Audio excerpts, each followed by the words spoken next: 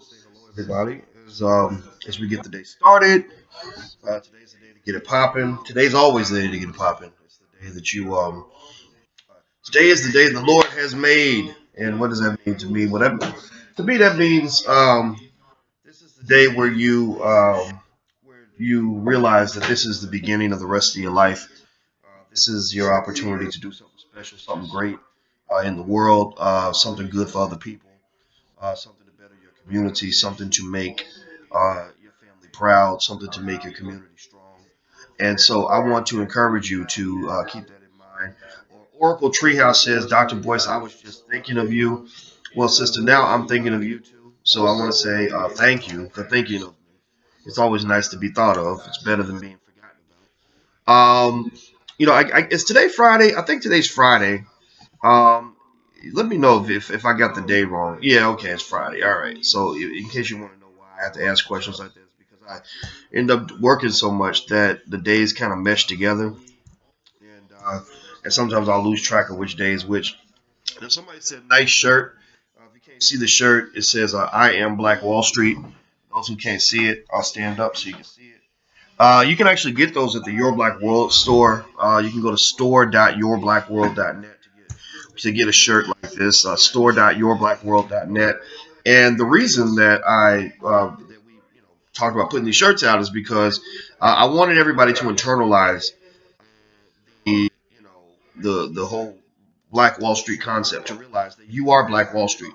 That if you don't internalize love for self and love for community, then the Black Wall Street idea will never work, because cooperative economics is just like a love and romantic relationship. If you start a relationship and you can't love yourself, then you can't really love nobody else. If you can't trust other people, then you can't love nobody else. If you don't put in the work, then you can't effectively love somebody else, because love is built on reciprocity. That means that I do for you, you do for me, and then vice versa, and we just keep doing that. The more love I put into the system, the more love I'm going to get back. But if I don't have trust that the love is going to come back to me, then I'm going to hold it back myself. I'm not going to love you because I'm scared that you're going to hurt me, right? Well, the economy is the same way. The economy is built on the same kind of trust. Banks only make loans to consumers if they believe that, if they trust that the money is going to come back. Consumers only spend money with businesses if they trust that the economy is going to stay strong and they're going to be able to still feed their families. That's what they call consumer confidence. Corporations only hire employees and make investments if they trust that the economy is going to reciprocate and give them opportunities as a result of these investments. So the same ideas that come with love also apply to economic prosperity. So for Black people, in order for us to rebuild Black Wall Street, this was a part of our film, Resurrecting Black Wall Street, the blueprint. If you haven't seen it, just look up resurrectingblackwallstreet.com and you can get you a copy. The whole premise of the film is to really talk about rebuilding Black Wall Street and really what that even looks like. A lot of people talk about building a Black Wall Street, but I think that we need some, a little bit of guidance, a little bit of support. That's what I'm here for, guidance and support, not dictatorship. I don't tell nobody what to do. I just encourage, and say, hey, let's really think about what a Black Wall Street is supposed to look like, or what it can look like, all the different manifestations. We got some big projects in motion actually over the next year or so that I think can help manifest this. I've actually talked to Jay Morrison about something that will be on the scale of tens of millions of dollars that we really think can work. And you're going to be talking about this a lot once we get all the paperwork signed and all the lawyers in place and boards and everything else. Because one thing that we talked about and we agreed on is that in order for Black people to really truly feel comfortable getting behind something, intelligent Black people, we have to have transparency. We have to have results. We have to have concrete manifestations of what is of what we're actually doing with the money. I'm not interested in collecting money and then get mad at you if you ask me where the money went. All right, now anyway, somebody asked me about Brother Polite. Did I see him on the Breakfast Club? I didn't see him on the Breakfast Club. I met Brother Polite for the first time at the convention of the oppressed held by Malik Shabazz out in Cleveland, and so Brother Polite and we both spoke, and he was very respectful. It was real cool. He was like, it was great to meet you, man. I heard great things, and he even stopped in the middle of his speech to say that, and I thought that was a great honor. I don't know much of anything else about Brother Polite, but but he seems like a real smart guy.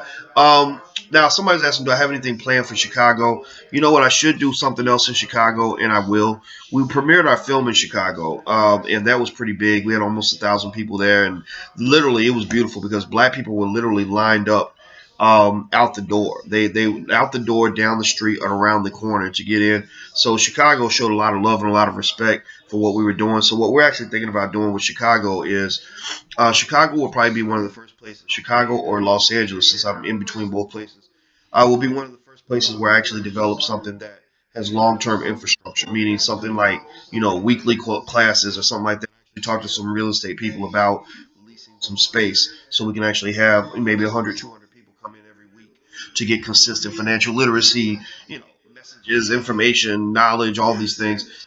We have to be cautious just because I have to travel so much that it's hard to kind of pin for me to be pinned down in one spot. So I got to figure out how that's going to work. Now let's hop into the conversation for today. Before I hop into the conversation, I'll quickly mention the sponsor for the podcast that I do is GreatBlackSpeakers.com. GreatBlackSpeakers.com is the largest black-owned speakers bureau in the country. If you're looking to become a speaker or to hire a speaker, you should check out GreatBlackSpeakers.com. Super dope, super cool. They represent everybody from Idris Elba to Taraji P. Henson to people like Common and all kinds of people. I'm listed on the roster as well. Now, the other thing too, if you haven't shared this yet, if you haven't shared this stream to your Facebook page or wherever you can share it with your mama and your cousin too. I would appreciate that as well. The sharing is caring, and as a free gift, if you haven't picked up a free copy of my e-copy of my book, It Takes a Village to Raise the Bar, you can go to drboycewatkins.net to get your free e-copy. That's drboycewatkins.net. So I see people on Twitter are sharing on their Facebook and Twitter pages, so I appreciate that a lot. Thank you so much. Now, let's get it cracking on the Ray Rice thing. I was thinking about Ray Rice, and I've been thinking about Ray Rice and his situation since he had a situation. And if you recall, Ray Rice, he made a huge mistake. I think some alcohol was probably involved, but it's no excuse. But it's one of the reasons why I tell brothers be very very careful about drugs and alcohol. Malcolm X used to say that the white man will he will sell you the liquor bottle and then lock you up for being drunk because he's making money on both ends. He makes money by creating the problem, then he makes money by quote unquote solving the problem. And effectively, in many cases, black man, you are his problem, right? So, with the Ray Rice situation, you saw there was video footage where he just punches out his wife in the elevator. Uh, Absolutely repulsive act by no man, no real man would ever do something like that to any woman. I don't care, even if she hit you first. You're an NFL football player. You don't have no right to hit a woman like that. I don't care if she did slap you or punch you or whatever. You get out of the situation, and that's just good practical advice for black men in general. Because here's the thing: when the police are coming to your house looking for who they want to lock up, they're gonna lock your black ass up first.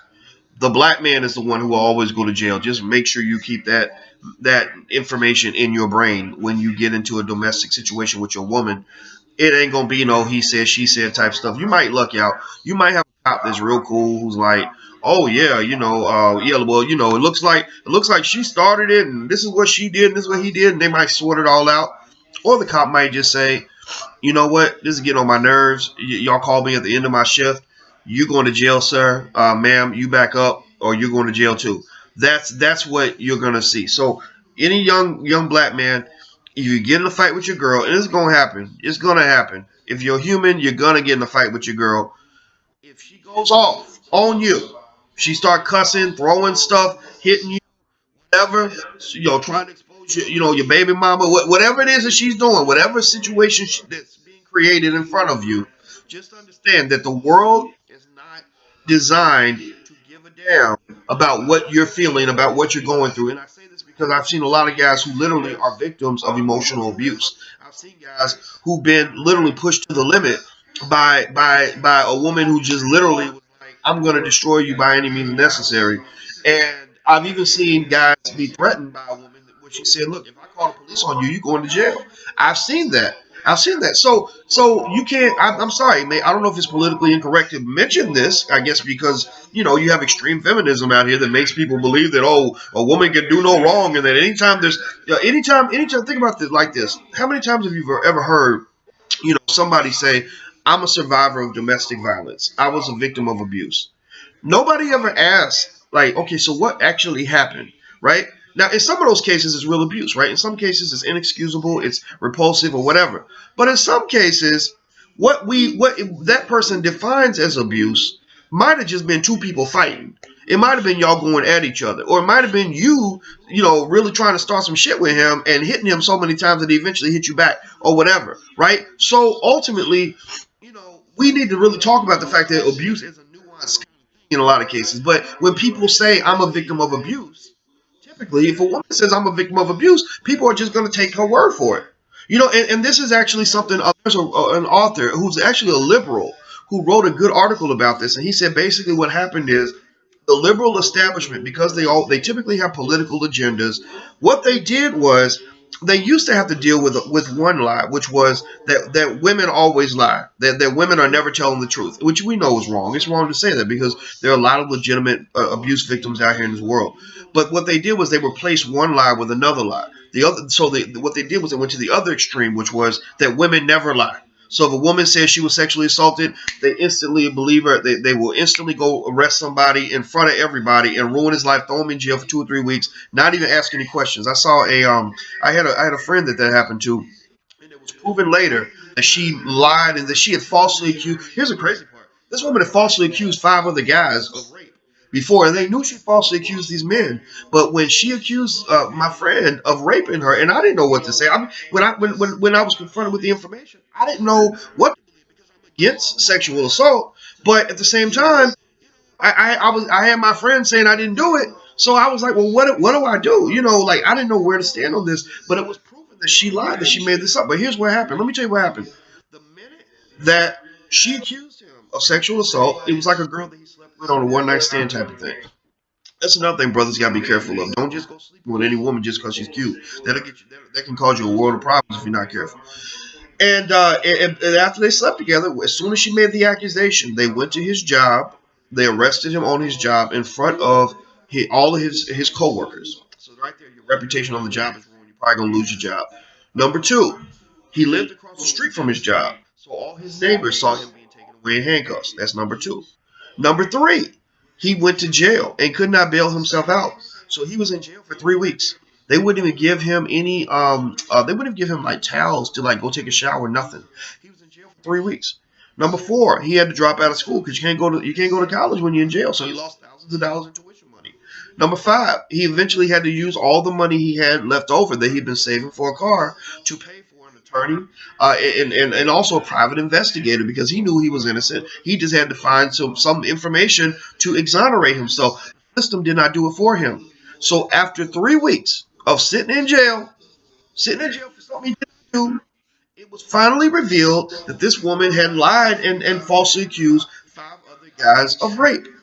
So what did the court do? Did they issue a stern apology, or did they send her to jail for false accusation? Which she should have, in my opinion. If you lie and you're about to send somebody to prison to ruin their life, you need to go to jail for that. There ain't no like, sorry, we got it wrong. No, I don't agree with that. Did they give him any compensation for his time? Well, look, we know we had you around hardened criminals for weeks, which only God knows what happened to you. There's a good chance you might get raped in that situation yourself. Did we, do we compensate you for the fact that you dropped out of school? No. Do we compensate you for the fact that you lost your job? No. Do we compensate you for the fact that you used your life savings to defend yourself? No. They just said, oh, sorry, we got it wrong. Good luck to you. That was it. That was it. So what I just say to these guys out here is, in general, you really do have to be careful. I suggest to any watching, I don't care what nobody says, because I get in trouble. I get in trouble with my extreme feminist friends. Like my friends that have common sense, they get this. They understand. Those who have sons get this. They say, yeah, I want my son to be safe too. I know what it's like to be a black man in this country because I have a son. But those who are extreme feminists don't get this when I say this. I say to brothers, be very, very careful because there are many situations that I have seen in the real world where the person who appears to be the victim is actually the perpetrator, and the person who appears to be the perpetrator is actually the victim. And don't pretend like this doesn't happen very often. It does happen on a regular basis. Now, with that said, flipping it onto the Ray Rice conversation, here's the thing. I don't see Ray Rice as a victim of much of anything. I don't think Ray Rice, should have done what he did. I think that he made a huge mistake. It looked like he and his wife had been drinking. Again, alcohol and relationships. You got to be real cautious about that. A lot of bad things happen when you pour in the liquor bottle or whatever. I know a lot of guys who are in prison who spent 30, 40, who got 30, 40 years in prison over things that they did while they were under the influence. So this is very, very real. You have to be very, very careful. Now, with that part being said, when I look at the situation with him and his girl, I found it very interesting that when the incident took place, there were people who immediately politicized everything. There were people who instantly made it into a pure political issue, which I took some issue with because this was not a political issue for us to kind of throw around like a football. This was a family issue. This was something that he and his family were trying to work on and resolve. And I would say that when you're talking about the well-being of not just Ray, I mean Ray's well-being should be secondary because again Ray was the perpetrator, but I would say that in terms of where the measuring stick should be, the well-being of Ray's wife and Ray's child should be top priority, right? So what does that mean? That means that Ray's wife and Ray's child deserve to have some say in how long their daddy should be punished. It's kind of interesting that when, give me 1 second here.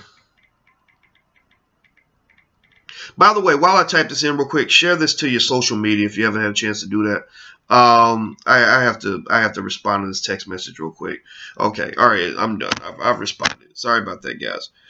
So I think that when you're really talking about who deserves whose voice should be heard in the middle of all this political chaos, why would you not listen to the voice of his wife and his daughter? I think he has a daughter, if I'm not mistaken. Also, the other interesting thing to me is that nobody really takes into account the fact that this guy was 27 years old. He was 27 years old under the influence. His wife, kind of felt like, okay, this was wrong, but I still love my husband. Maybe y'all out here telling me that, I need to divorce him and get rid of him and that my daughter's better off without her father. But guess what? These liberals don't give a shit about black fathers. Go to the Black Lives Matter website, blacklivesmatter.com.org, whatever it is. Go to the Black Lives Matter website, and I want to give you a challenge. Go to the Black Lives Matter website, and when they list their principles and who they represent, who they're fighting for, I want you to go do a search for the term father. I want you to go find the word father on the blacklivesmatter.com website and see, how often the word father is mentioned anywhere when they talk about black people, black men, black anything, right? You're going to see a lot of mentions of feminist issues and women's rights. You're going to see a lot of mention of LGBT, transgender, but you'll even see stuff about illegal immigration, but you won't see anything about fathers. And that's because basically liberals don't respect fatherhood. And that becomes a point of contention for a lot of people who, fit in the liberal establishment, like Etan Thomas or Chris Broussard over at ESPN. They're black men and they want to see, they support the whole Black Lives Matter concept and stuff like that. But they're like, what is it about fatherhood that y'all reject so much? Why have y'all devalued fatherhood? What I really saw with Ray Rice was a situation where I was thinking, okay, this brother made a huge mistake. He needs to pay a big price for what he did because what he did was wrong. There's no question in my mind about whether or not what this brother did was totally incorrect. But then I'm thinking, okay, but he's 27 years old. A lot of people did dumb things when they were 26, 27 years old. So my question is, how do you rehabilitate him so he can be put back into the home and be there for his child? So somebody was saying here, I see somebody on Twitter, I didn't catch the name, but the brother said, they devalue the thing that they never had. And that might be true. I mean, I don't know. I really don't know exactly why fatherhood is just so off the radar in terms of what matters.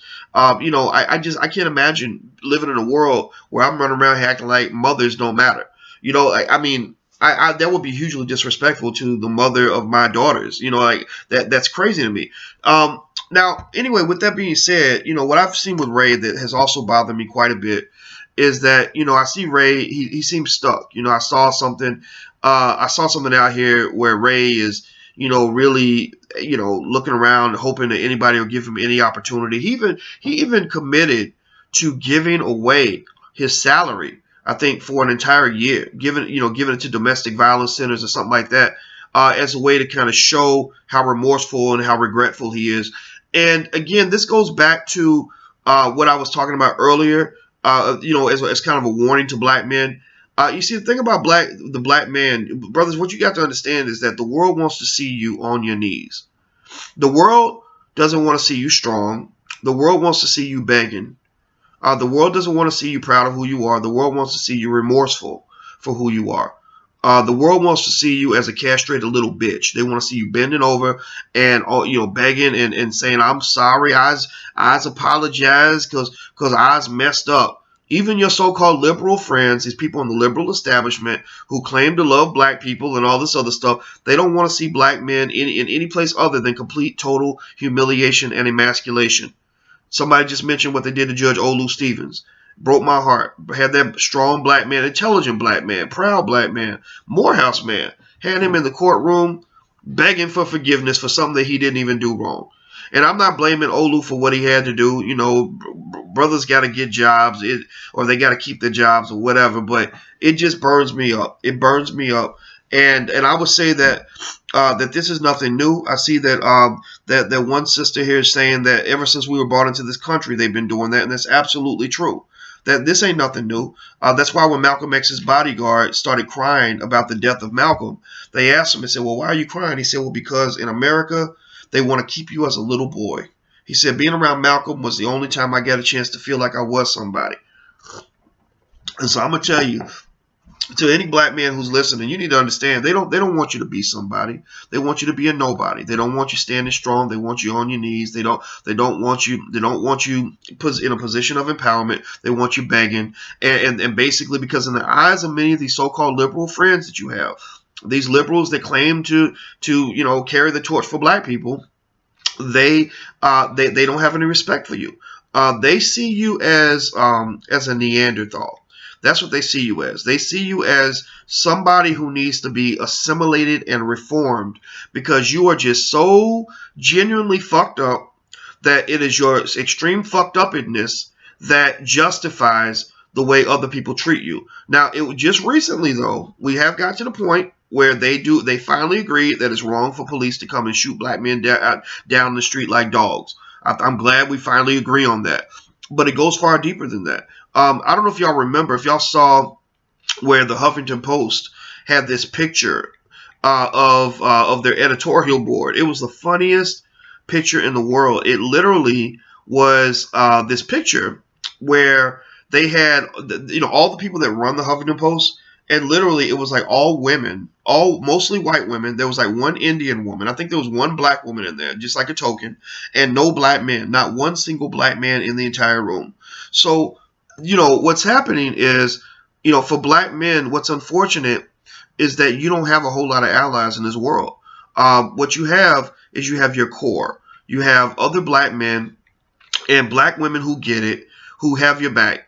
Unfortunately, I don't think the liberal establishment has the black man's back, not in a meaningful way. Now what it is that it's not that they won't care about any issues that affect you. Like I said, the Black Lives Matter thing has become trendy. But really, again, if you go to the blacklivesmatter.com website, you'll see that it was founded by liberals who kind of wanted to take liberal ideas and put them in blackface. Every liberal issue is mentioned on the Black Lives Matter website. And what they do is they put the word black in front of it because basically they want Black Lives Matter to kind of be as the way it was founded. I'm not talking about anybody who's connected to the organization or who supports what they do, because I think what they do is actually good on some levels. But what they're trying to do is sort of make them into the black wing of the white liberal establishment. So ultimately, what I would say to black men is that we have to have our own movements, our own space. Our own sovereignty. Not so much that we can't partner with other people. That's not it. I would never say that we can't hook up with other groups and organizations when it comes to getting things done. But I think that we have to kind of have the ability to have our own conversations and define who we are. So with Ray right now, from what I understand, the status with Ray is that he's still jobless. I doubt that the financial situation for his wife or his daughter is any better. I would imagine that that the extreme feminists are ecstatic that his career has been taken away from him. That this one incident has been turned into pretty much a professional life sentence. He's probably blackballed for life. He'll probably never play football again. I really believe that. So if their goal was to punish his wife for being stupid and keeping her family together, then they've succeeded. They've really thoroughly punished Ray and his wife and his child. I think that it's wrong, not because what Ray did was okay. It wasn't okay, but it happened, 2 years ago now, and you should have a pathway to redemption. You don't have a pathway to redemption when it comes to black men. It seems like you only have a pathway to extermination. Your only pathway that you built for this man is to ruin him for life. The only thing that you want, the only thing that will make you happy is to see him literally obliterated from existence and all human memory.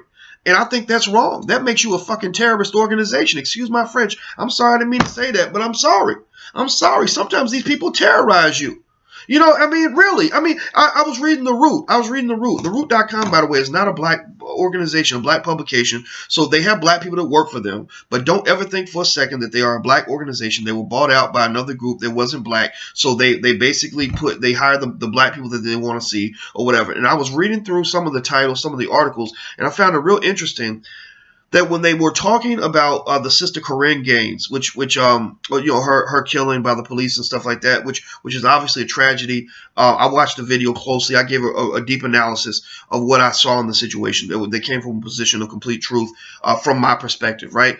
And I felt for her. I really did, and I hated to see it happen the way it did. We know that Baltimore police are corrupt. We know that things didn't have to go down the way they did, et cetera, et cetera. But it was so interesting that I saw an article, and this is one of many, where they said that, Corinne Gaines doesn't have to be perfect for you to support her, right? Basically saying, like, look, anybody who thinks that she did something wrong, or when she kept saying, they're going to have to kill me, that if you think that that's a problem, well, you need to overlook that and kind of focus on the bigger issue, right? And I think that's true. Okay, fine. I agree with that. When I look at her, I see a 23-year-old young woman who, I'm not going to say I would have done everything the way she did it, but, she did at least show some strength. She showed serious conviction, but you couldn't sit there and watch that video of her interacting with the cops and not feel for that little boy and say, man, wow, did that little boy really sign up for all of this? Or is it just sort of like her feelings and her wants and needs should supersede the safety of the child? I don't know. That becomes a healthy, I think, an honest debate, if you will. I don't know if there's a right or wrong answer to that question, because we all inherit what our mothers give to us. I inherited what my mother gave to me. My mother was like a goddess to me, and she always will be. However, it's so interesting to me that I see one article where they're saying that, Corinne doesn't have to be perfect for you to support her, but they would never say that about Ray Rice. They would never, ever allow you to say, well, Ray Rice doesn't have to be perfect for us to at least support his family. They would never say that. They would never allow for that. I saw another article about Ray Rice where the sister was like, Ray Rice ain't playing in the NFL because he's not good anymore.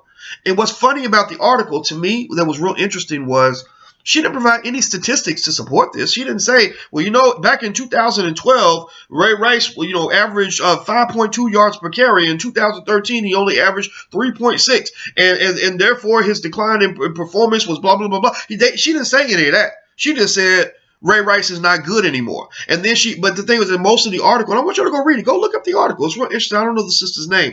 But I looked at the article and I said, wow, this was really an incredibly biased article. Now, editorials, I guess, are supposed to be biased, but she wasn't even focusing on the issue. She was literally just going in on how Ray ain't good no more, and Ray cold-cocked his wife, and Ray thinks he deserves a chance to play, but he really don't deserve a chance because blah, blah, blah, blah. And I was just kind of like, okay, I understand that point of view, but it's so interesting because you didn't have nearly as much intolerance when you wrote about Corinne and about that situation as you did, or not even Corinne, about any sort of women's issue as you did when it came to Ray.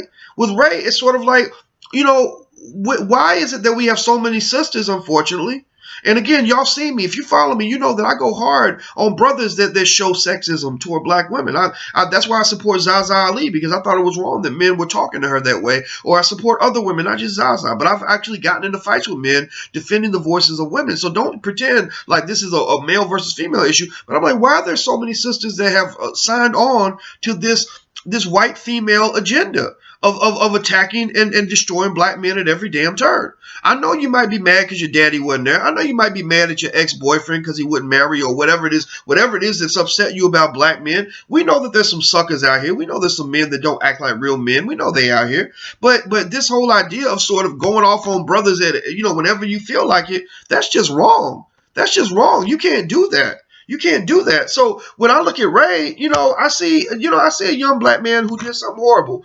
I see a young black man who made a terrible mistake, but I also see a young black man who was a young black man. He wasn't an old man. He wasn't 47. He was 27. He wasn't in his right mind. He was drunk. In fact, in many cases, again, when you flip the gender, people will excuse what a woman does when she's under the influence, right? Even the whole conversation about sexual assault got real interesting when it was like, if two people are both drunk and both of them do things that they normally wouldn't do, it's like, well, we overlook one person's decisions and they're not responsible for what they do when they're drunk, but the other person, they're fully responsible for what they do when they're drunk. So I think with Ray, it's very interesting to me that no one will even consider the fact that, I'm going to say no one. There are rational people out here. And again, I'm probably going to get in trouble for this conversation. I don't know, but I don't care, because you know why I don't care? Because I don't work for these people. This is the reason why I don't want to work for white people, because when white people decide that they see the world in a certain way, they don't make room for your black ass to have any alternative point of view.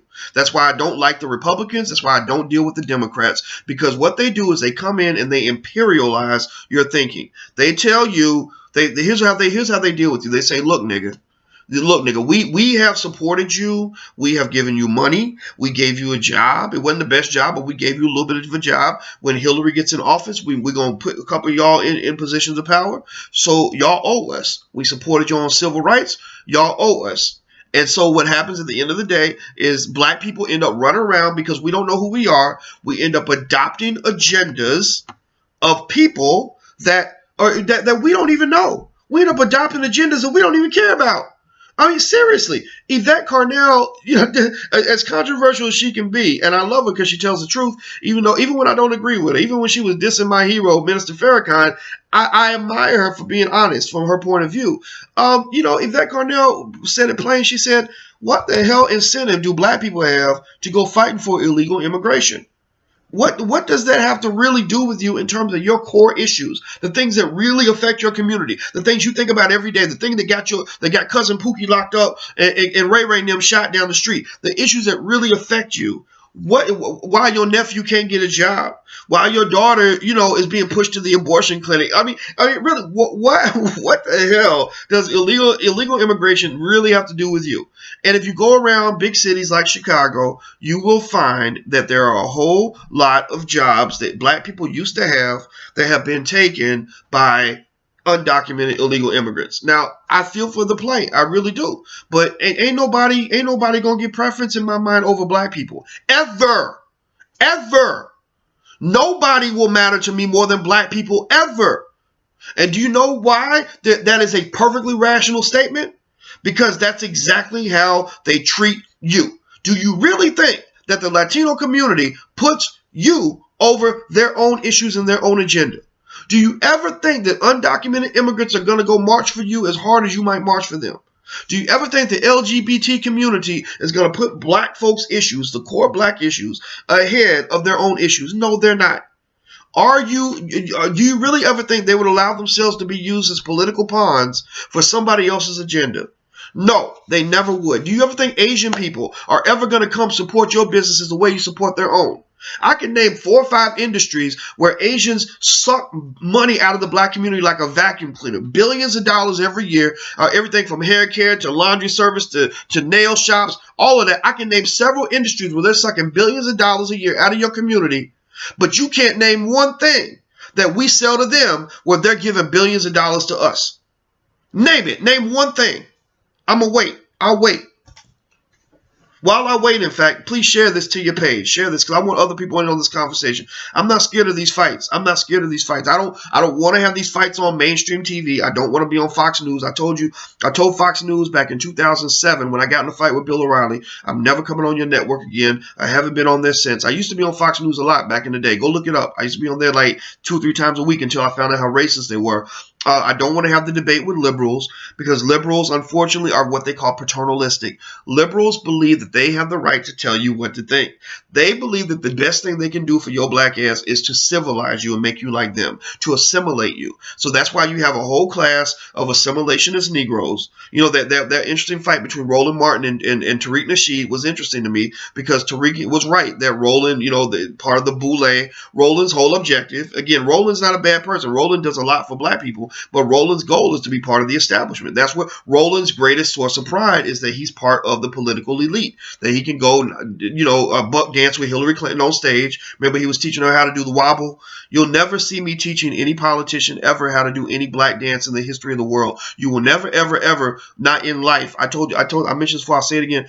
If you ever catch me, if you ever see me in a million years, ever on TV, dancing next to some white person, showing them how to dance, I want you to come up to me on the street and I want you to get a running start and I want you to run right up to me and I want you to kick me square in my face because I have clearly lost my mind and I need to be put down. Seriously, I'm just gone at that point. Y'all need to just take over from there. Y'all need to take over the revolution at that point because I'm clearly no longer qualified to be a part of any of this anymore. You know, with that being said, you know, you have a lot of black people who pretty much are positioned as Negro intermediaries, right, between the white establishment and black people. So they say, you know, the white establishment comes along and says, bring us your Negroes, you know, and we'll take care of you. We'll hook you up. We'll give you some money. We'll do whatever. And that's what happens. We'll give you some access. We'll make you feel good about yourself because you only can feel good about yourself if you're standing next to wealthy white folks. And again, though, but this is not a complete diss on Roland, though, because I think Roland does a lot of good work. So let's just make sure we state that remark with balance. That it's not a matter of saying, oh, Roland Martin's just bad for the world. I'm not saying that at all. But I think Tariq hit the nail on the head. You don't need to be dancing next to these politicians. You know, Wolf Blitzer ain't dancing next to nobody. If you are a serious journalist, in my opinion, you ask the hard questions, the questions that matter. You don't go up there showing nobody how to dance. Let Hillary Clinton learn to wobble on YouTube. Let her learn it from Chelsea. Let her learn it from a white guy. She ain't got to learn it from a black person. And I'll be damned if you're going to make a joke like, oh, well, do you know how to do the wobble? And she said, no. And he said, well, you just lost the black vote or something to that effect. And I'm like, really? I mean, that's not even funny to me because there are politicians literally who believe that getting the black vote comes down to knowing black people's dances and knowing their songs and going to their churches and swaying with the pastor. I would just say to you that there's a time for coonery. There's a time for fun. If you want to call it that coonery, I don't want to call it coonery. There's a time for fun and celebration. There's a time for dance. There's a time for partying. And then there's a time for being serious. There's a time for being thoughtful. There's a time for being progressive. And you don't want to mix the two too much. Doesn't mean you can't have fun doing what you do. So I'm not saying that at all. I think it's okay to have fun. Don't think I'm saying that having fun is a bad thing. But you have to be very cautious about this, about the images that we're emitting and the way we're sort of earning our ticket into the white establishment. All right. Before I forget, I have to remind you guys, in Atlanta next month, we're actually having the All-Black National Convention. You should come out. It's going to be awesome. We got Zaza Ali, Judge Olu Stevens is coming through to talk about, you know, a lot of what he's seen in the criminal justice system. His wife, Dr. Raymonda Stevens, who's a brilliant woman. She's like I call her the new Winnie Mandela. She's a bad sister who was out here fighting on his behalf, getting in trouble, you know, literally going off on people that was selling out her husband and selling out the cause. She's agreed to come down.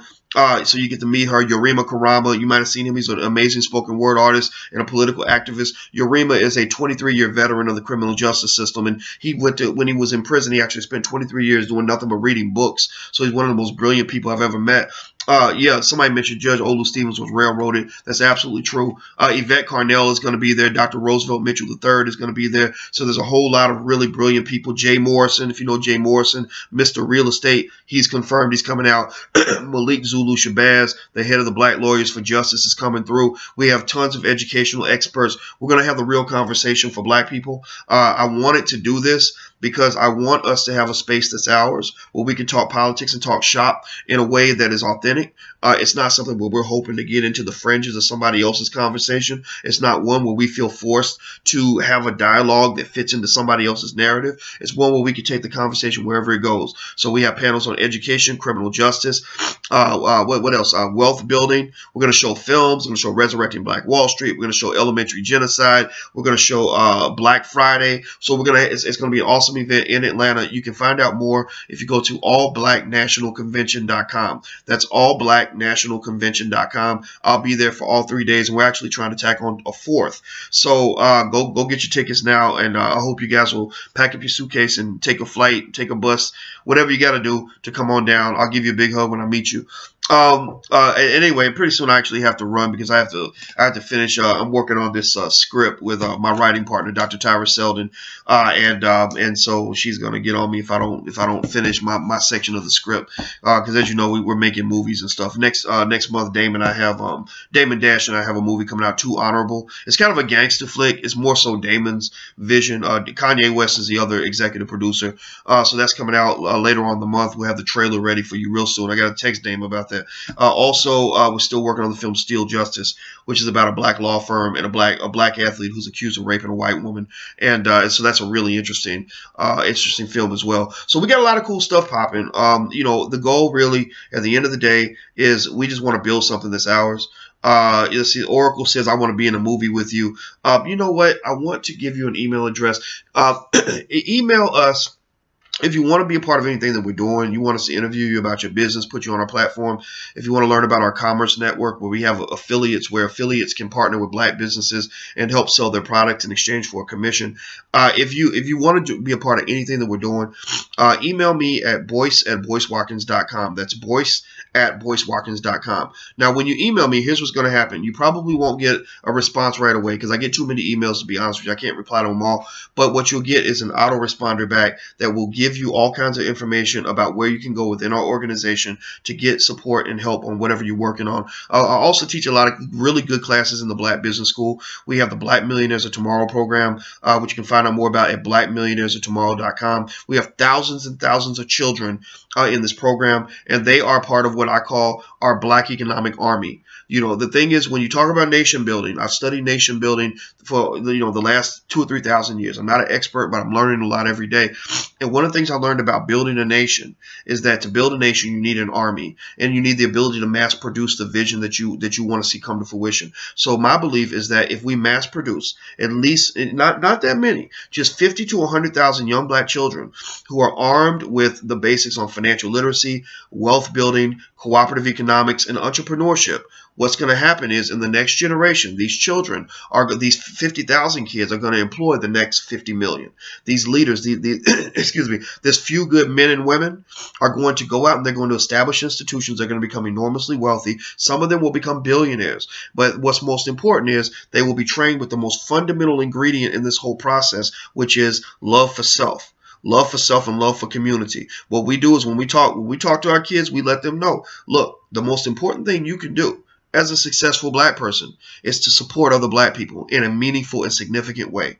The most important thing you can do when you go out here and achieve your success is not to get a house in the suburbs so you can live next to white folks or go get some job in a corporation with a big fancy office and a nice salary. That's nice for you. That's good for you, but that's only taking care of you. That has nothing to do with all the other people that you left behind. Also, that's not your power. That's borrowed power. When you are in a corporation and you're part of the organization and you're pursuing their agenda, that you're building their wealth, not necessarily your wealth. You're building their dream, not necessarily your dream. That job does not belong to you. When you die, that job is going to be given to somebody else. They're going to pretend like you were never there. So the best thing you can do with your talent is to learn how to structure and institutionalize that talent by bringing it back to your community and establishing a scenario where you can either teach and or employ dozens of other black people just like you. Then at that point, what's happened is you have what we call in economics a ripple effect on your success. Your success has become contagious.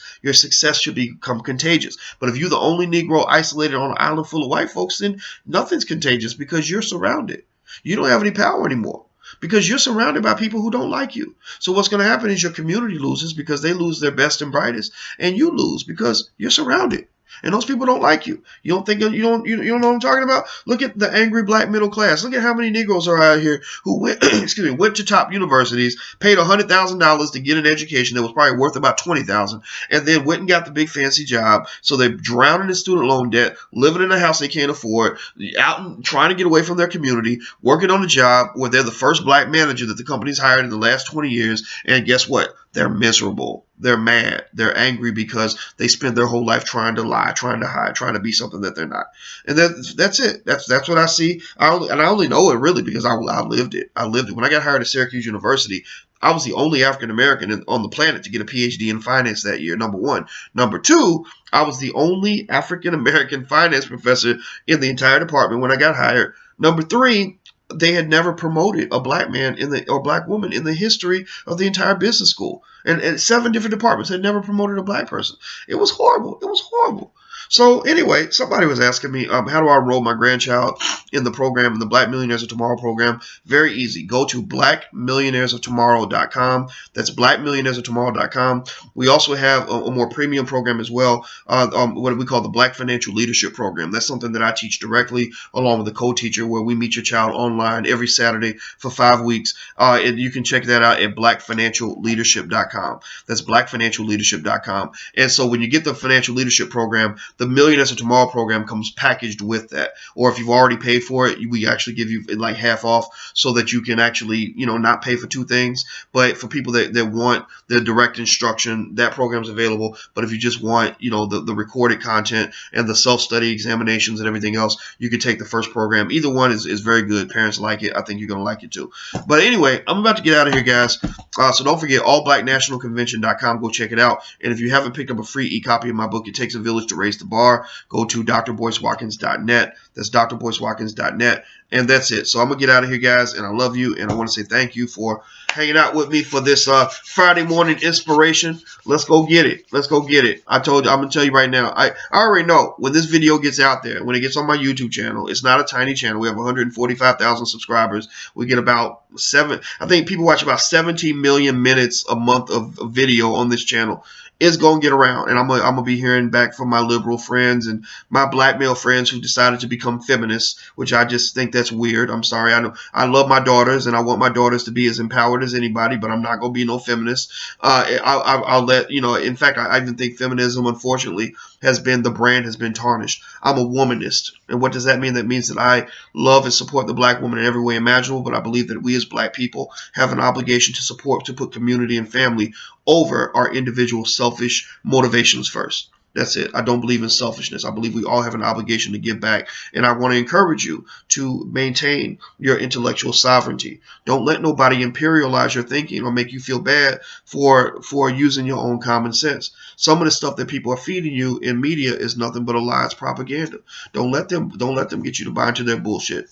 Point blank, period. That's it. I'm about to get out of here, guys. So I love you, and I'll talk to you later, and I hope you have a wonderful day. Take care now.